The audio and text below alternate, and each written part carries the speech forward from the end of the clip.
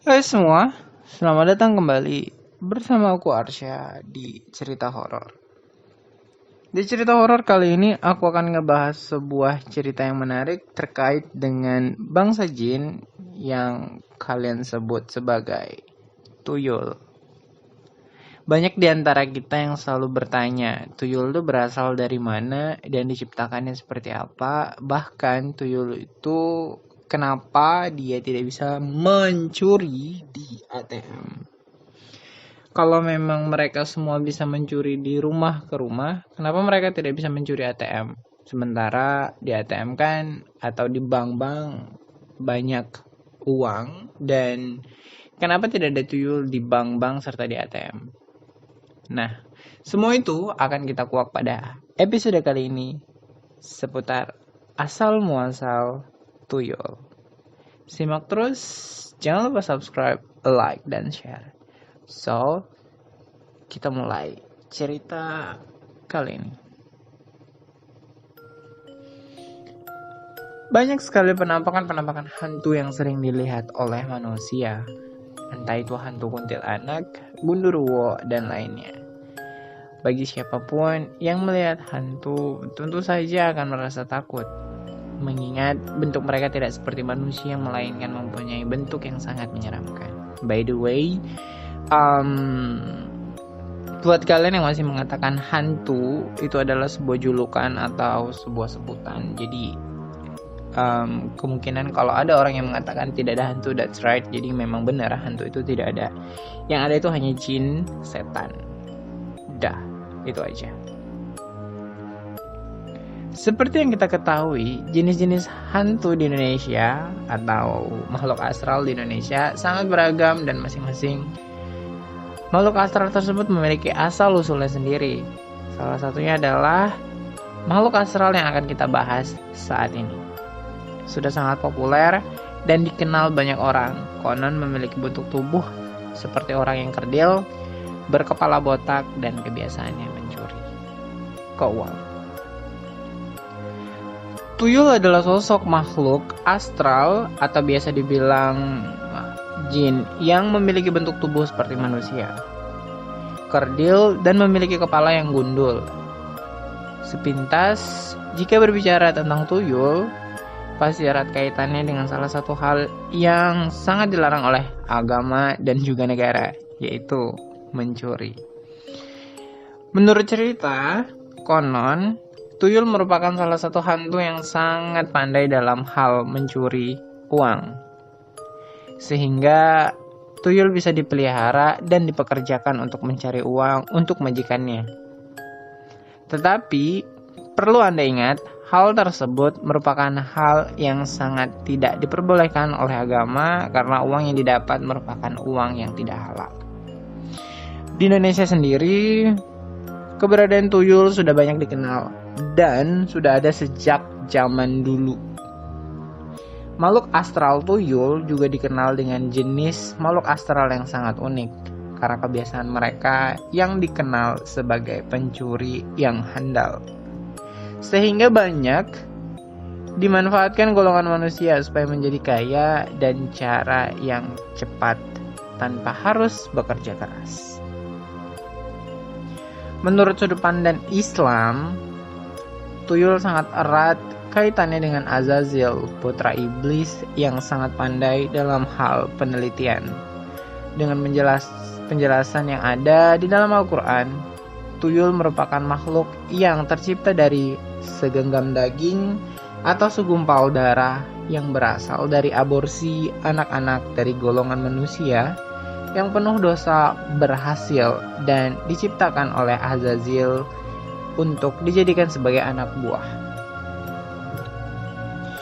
Janin yang belum mempunyai roh tersebut kemudian diisi oleh para jin dan setan yang merupakan kelompok Azazil sendiri. Hal tersebut digunakan untuk menyesatkan para manusia yang sedang bermasalah dengan perekonomian. Nah, dari situlah tuyul dikenal sebagai makhluk astral yang handal dalam soal mencuri uang. Bagi manusia yang lupa dengan Tuhannya, pasti mereka tergiur dengan kemampuan sosok tuyul yang pandai mencuri uang. Tetapi, perlu Anda ingat, hal itu merupakan tipu daya setan untuk menyesatkan manusia meskipun akan membantu dalam hal ekonomi. Tapi hal tersebut merupakan hal yang tidak halal dan tidak menjamin kehidupan.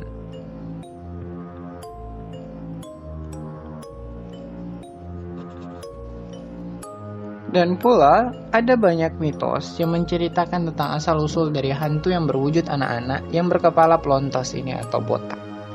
Salah satu mitos yang beredar mengatakan kalau tuyul berasal dari janin yang meninggal saat dilahirkan atau sengaja digugurkan oleh ibunya.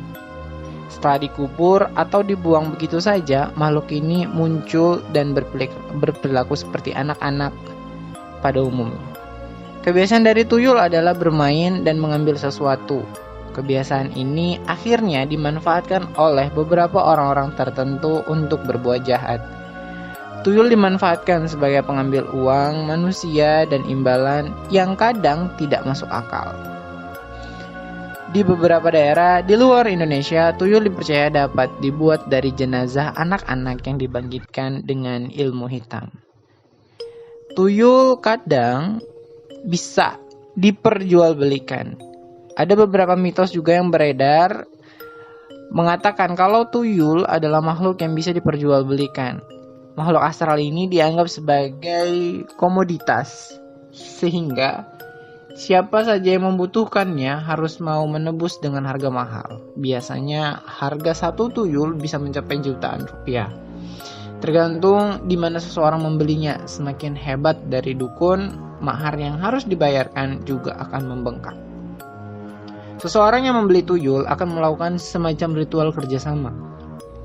Biasanya, si dukun akan membantu ritual itu dari awal hingga akhir. Setelah ritual, tuyul dipercaya akan mengikuti pemilik barunya dan mau disuruh melakukan apa saja seperti mencuri uang hingga perhiasan yang berharga mahal. Tuyul terkadang meminta tumbal dan bahkan meminum darah dari si tuan barunya. Perjanjian dengan makhluk ini tentu tidaklah gampang. Banyak uang yang diberikan akan sebanding dengan tumbal yang ia minta. Biasanya tuyul akan meminta tumbal berupa nyawa manusia, entah itu dari keluarga atau orang lain. Kalau tidak tumbal, ia akan meminta jiwa dari seseorang agar bisa diperbudaknya di kemudian hari. Jadi perbedaan antara tumbal dengan jiwa yang dia minta berbeda. Kalau tumbal itu adalah yang dia makan, yang dia ini, karena biasanya tuyul ini meminum darah dari manusia, dan konon mitos yang beredar di beberapa cerita ketika si tuan barunya ingin memelihara tuyul, dia harus memberikan ASI, dan ASI itu yang harus menyusuinya adalah seorang istrinya, yang sebenarnya bukan ASI yang ia sedot atau yang dia minum, tetapi yang dia minum adalah darah dari perempuan tersebut. Cepat atau lambat, si tuyul akan secara perlahan membunuh si wanita yang menyusui dia. Kenapa? Karena yang dia minum bukanlah air susu, melainkan darah dari wanita tersebut. Jadi, yang disebut tumbal adalah wanita yang menyusui si tuyul tersebut. Itu adalah tumbal yang dimaksudkan. Dan yang dimaksudkan jiwa di sini merupakan seseorang atau tuannya memberikan orang lain yang dia bisa bawa jiwanya untuk dia bawa ke alam mereka dan dijadikan budak di dimensi mereka. Dan juga tuyul dipercaya mengambil rezeki dari anak cucu hingga 7 turunan. Kalau rezeki dari anak cucu sudah diambil, maka uang itu habis, anak cucunya akan hidup menderita. Selain masalah rezeki, tuyul juga konon kerap meminta makanan dan minuman. Dari beberapa cerita beredar, dia suka sekali menghisap darah. Benar, menghisap darah manusia dan meminum susu dari pemiliknya, mirip bayi sedang minum ASI dari ibunya. Dan cara mengatasi tuyul sangat gampang banget. Meski tuyul adalah sosok makhluk astral, tetapi dia tetaplah masih kecil dan perangainya ia masih tetap seperti anak-anak. Dari asal-usulnya saja, dia adalah seorang anak atau bayi yang dibuang, yang tidak pernah merasakan kasih sayang, apalagi bermain. Waktunya mereka hanya sekedar menuruti majikannya untuk bekerja dan bekerja. Inilah cara untuk mengatasi atau mengakali gangguan dari tuyul. Makhluk astral ini suka sekali bermain dengan hewan kecil seperti yuyu atau kepiting yang ada di sungai. Kalau sudah ketemu hewan itu, tuyul akan terus memainkannya hingga lupa dengan pekerjaannya. Kekurangan dari tuyul ini membuat beberapa orang berusaha memagari rumahnya dengan yuyu. Biasanya orang yang tidak ingin rumahnya kemalingan tuyul suka menaruh hewan itu di depan rumahnya, sehingga tuyul yang awalnya ingin mencuri langsung lupa dengan kerjaannya dan memilih untuk terus bermain. Cara melihat bangsa tuyul atau makhluk astral ini dalam golongan makhluk halus, dia tidak bisa dilihat langsung oleh mata telanjang. Untuk mampu melihat tuyul, seseorang harus memiliki kelebihan seperti mata ketiga atau sixth sense, terbuka, dan lain sebagainya. Beberapa orang yang tidak memiliki itu biasanya melakukan cara lain agar bisa melihat makhluk astral ini. Ada 3 cara yang bisa kalian lakukan. Cara pertama yang dilakukan adalah dengan puasa ngeblank. Puasa ini berjalan selama 2 hari 3 malam. Setelah puasa selesai, seseorang dipercaya mampu melihat tuyul dengan mata telanjang. Cara kedua bisa dipraktekkan adalah dengan mencukur alis hingga habis. Tuyul tidak beralis, jadi siapa saja yang tidak beralis bisa saja dianggap sebagai temannya. Dan cara ketiga yang bisa kalian lakukan adalah taruhlah yuyu atau kepiting di sudut-sudut rumah kalian. Jika memang kalian merasa bahwa rumah kalian memang ada tuyul yang mencoba untuk mengusik kalian, ketentraman kalian, taruhlah beberapa yuyu di air di sebuah wadah dan di ruangan gelap. Kemudian, jika kalian berani, matikanlah lampu dan jangan lupa taruhlah sebuah kaca di wadah yang berisikan yuyu tersebut. Biarkan, tinggallah. Kemudian kalian harus dengar baik-baik ketika ada yang bermain dengan air tersebut. Kalian memang tidak bisa melihatnya secara langsung dengan mata telanjang, dengan mata kalian. Tetapi kalian akan bisa melihatnya melalui kaca yang ada di wadah yang berisikan yuyu tersebut. Kaca adalah sebuah alat yang secara tidak langsung bisa kita gunakan untuk berinteraksi atau menjalin koneksi kepada dunia luar, atau yang biasa kami sebut sebagai dunia makhluk astral. Mereka yang tidak terlihat dengan mata telanjang dan kalian yang tidak mampu melihatnya bisa menggunakan kaca untuk melihat mereka sebagai pantulan bayangan mereka.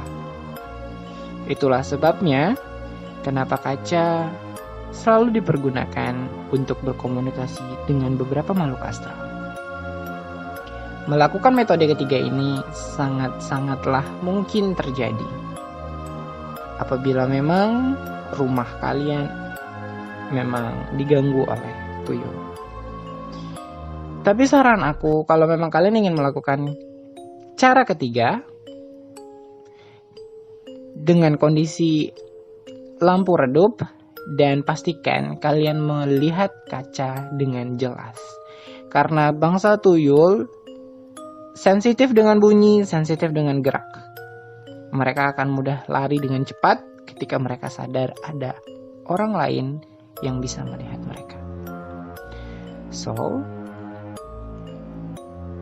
itulah cerita misteri yang bisa aku berikan untuk kalian pada episode kali ini. Percaya atau tidak, itu adalah budaya kita Indonesia. Indonesia terkenal dengan budayanya. So, inilah kita, Indonesia.